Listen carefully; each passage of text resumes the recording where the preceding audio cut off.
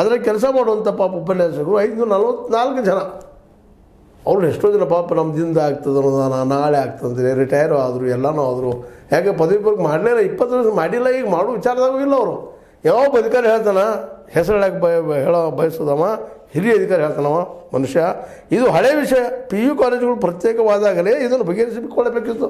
ಬಗೆಹರಿಸೋರು ಯಾರು ರೀ? ನೀವು ಒಂದೇ ಅಧಿಕಾರಿಶಾಹಿ ಜನ, ಎಲ್ಲರೂ ರಾಜಕಾರಣಿಗಳು ಗುಲಾಮರಿದ್ದಂಗೆ ಇರ್ತೀರಿ. ಕಳಿಸ್ತೀರಿ, ರಿಪೋರ್ಟ್ ಕಪ್ ಕೂತ್ ಬಿಡ್ತೀರಿ, ಸುಮ್ಮನೆ ಬಿಡ್ತೀರಿ. ಪಾಪ ಲೆಕ್ಚರರ್ಸ್ ಅವ್ರ ಬದುಕೇನು ಹೆಂಗಾಗಿರ್ಬೇಕು, ಅವ್ರ ಮದುವೆನೋ, ಅವ್ರ ಮಕ್ಕಳೇನೋ, ಬದುಕು ಹೆಂಗಾಗಿರ್ಬೇಕು, ಅವ್ರ ಮಕ್ಕಳ ಎಜುಕೇಷನ್ ಏನೋ, ಎಂದಾದ್ರೂ ಈ ಸರ್ಕಾರಗಳು ವಿಚಾರ ಮಾಡಿದವರು ಅಂತ. ಇವತ್ತು ಸಿದ್ದರಾಮಯ್ಯವ್ರನ್ನ ಹಿಡ್ಕೊಂಡು ಕೇಳ್ತಾ ಇದ್ವಿ ಈ ಮಾತನ್ನು. ಯಾಕೆ ರೀ ಅವ್ರಿಗೆ ಪರ್ಮೆಂಟ್ ಕೊಡಲಿಲ್ಲ, ಯಾಕೆ ಡಿವೈಡ್ ಯಾಕೆ ಮಾಡಿದ್ರಿ? ನೀವು ದುಡ್ಡು ಉಳಿಸೋಗಿರೋ ಮಾಡಿರೋದು, ಮತ್ತೇನು ಮಾಡಿರೋದು? ಅನುದಾನದ ಕಾಲೇಜುಗಳು ಪಾಪ ಅವ್ರು ವರ್ಕ್ ಮಾಡ್ತಾಯಿದ್ರು.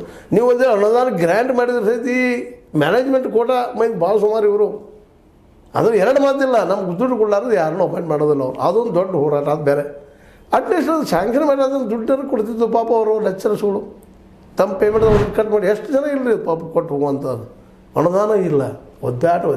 ಈಗ 25 ವರ್ಷದಿಂದ ಅವ್ರ ಪರಿಸ್ಥಿತಿ ಇರಬೇಕು. ಮತ್ತು ಅವ್ರು ಏನು ಕಲಿಸೋಕ್ಕೆ ಸಾಧ್ಯ? ವಿಷಯವಾರು ಮಾಡಬೇಕಾಗಿತ್ತು.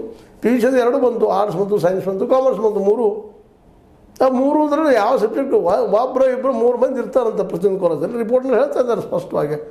ಆ 3 ಮಂದಿಯಿಂದ PU ಇಲ್ಲಪ್ಪ ಅಂತಂದರು. ಒಂದು ಕ್ಲಾಸ್ಗೆ 60 ಹಿಡಿದ್ರು ಸಹಿತ 3 6 18 180 ಮಕ್ಕಳು ಕಲಿತಿರ್ತಾವೆ ಅಂತ ಇಟ್ಕೊಳ್ಳೋನು. ಇನ್ನೂ ಹೆಚ್ಚಿರ್ತಾರೆ, ಕಡಿಮೆ ಇರೋದಿಲ್ಲ. ಮತ್ತು ಅಲ್ಲಿ ಯಾರೂ ಮಾಸ್ತರ್ ಇಲ್ಲ, ಲೆಕ್ಚರ್ ಇಲ್ಲ, ಏನೂ ಇಲ್ಲ. ಮತ್ತು ಸರ್ಕಾರಿ ಕಾಲೇಜ್ ಇದಾಗಿದೆ ಪದವಿ ಪೂರ್ವದ್ದು. ಈಗಾಗಲೇ ಬೈಲಂಗೋದಿ ಹಿಂದೆ ರಿಪೋರ್ಟ್ ಮಾಡಿದ್ವಿ ನಾವು. ಅದು ಒಳ್ಳೆಯ ಕೆಲಸವನ್ನು ಪ್ರಜಾವಾಣಿ ಕೆಲಸ ಮಾಡ್ಲಿಕ್ಕೆ ಆಗ್ತದೆ. ಇನ್ನೂ ಕೆಲವು ಮಾಡ್ತಾಯಿದ್ದಾರೆ, ಅವರು ಇಲ್ಲ ಅಂತಲ್ಲ. ಈಗ ಸರ್ಕಾರ ಏನು ಮಾಡ್ಲಿಕ್ಕೆ ಅಂತವ್ರೆ ಅಂತ ನಮ್ಮ ಕಡೆಯಿಂದ ಸಿಕ್ಕಾಪಟ್ಟೆ ಟ್ಯಾಕ್ಸ್ ತೊಗೊಳೋದು, ಪ್ರತಿಯೊಂದು ಟ್ಯಾಕ್ಸ್ ತೊಗೊಳೋದು.